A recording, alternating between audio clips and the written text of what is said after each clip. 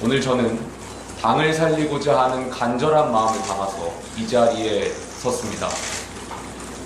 국민의힘이 겪고 있는 지금의 위기 상황은 비상계엄과 탄핵, 그리고 후보 선출 과정에서의 혼란과 정권 재창출 실패라는 연속적인 참담한 과정에 대해 당의 주체적인 대응을 요구하고 있습니다. 또한 우리가 그토록 막고자 했던 이재명 정부에 대해서 야당이 무엇을 할 수 있는가라는 질문에 실질적인 답을 낼 것을 요구하고 있습니다. 후자의 문제부터 말씀드리겠습니다.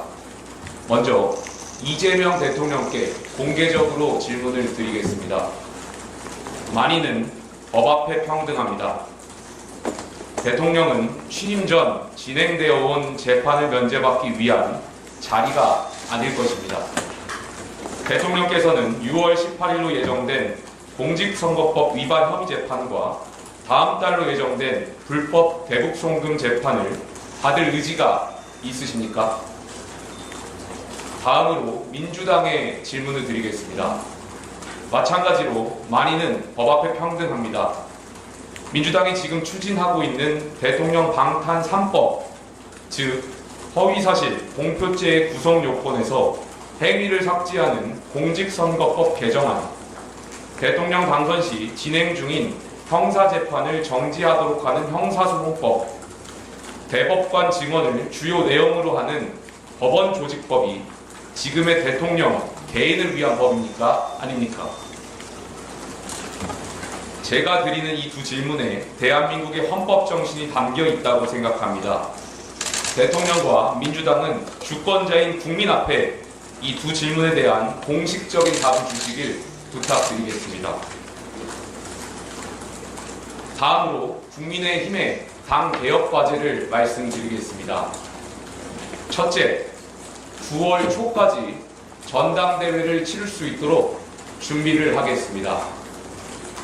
우리는 비상계엄과 대통령 탄핵의 상처, 그리고 정권 재창출 실패의 과정 속에서 깊은 좌절과 당내 갈등 상황에 빠져 있습니다. 이러한 상황 속에서 내년 지방선거를 비대위 체제가 아니라 선출된 당대표 체제로 치르는 것 자체가 보수 재건과 지방선거 승리를 위한 당면 목표가 될 것입니다. 둘째, 당내 탄핵 찬성 세력과 탄핵 반대 세력 간의 갈등 관계를 근본적으로 해소하기 위해 대통령 탄핵 반대 당론 무효화를 추진하겠습니다. 많은 국민들께서 계엄과 탄핵의 문제에 대해 극심한 충격과 상처를 받으셨습니다. 한편으로는 정치 문제를 군대를 동원해 해결할 수 없다는 원칙과 다른 한편으로는 헌정사에 또 한 번의 탄핵이 있어서는 안 된다는 우려 속에 대통령 탄핵에 대한 입장도 나누어 반목하게 되었습니다. 저는 탄핵에 찬성했던 국민이나 탄핵에 반대했던 국민 모두 각자의 진정성과 애국심이 있었다고 믿습니다. 또한 각자가 헌법기관인 국회의원의 해석과 판단 역시 존중되어야 합니다. 탄핵에 대한 반대가 계엄에 대한 찬성은 아니었기 때문입니다.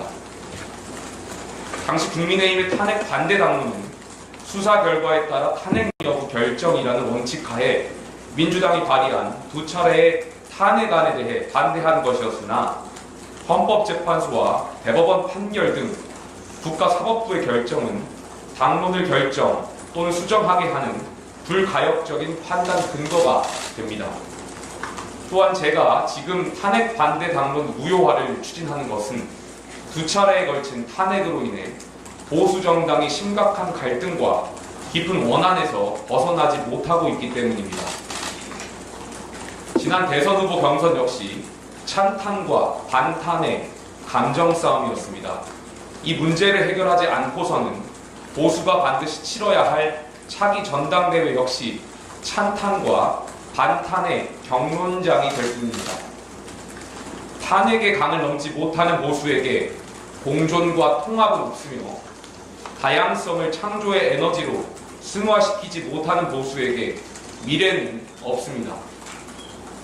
따라서 저는 미래 보수의 염원을 담아 당원 당규의 규정에 따라 의원총회의 공론을 거쳐 탄핵 반대 당론 무효화를 추진하겠습니다.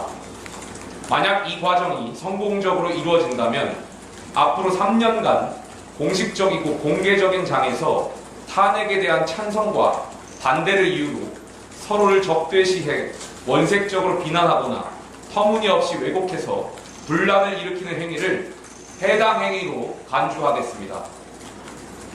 또한 탄핵에 대한 찬반의 입장은 관용하되 당내 선출직 공직자들 포함한 주요 당직자들이 지난 비상계엄을 옹호하는 경우에는 윤리위원회의 회부에서 엄중한 징계를 요청하겠습니다.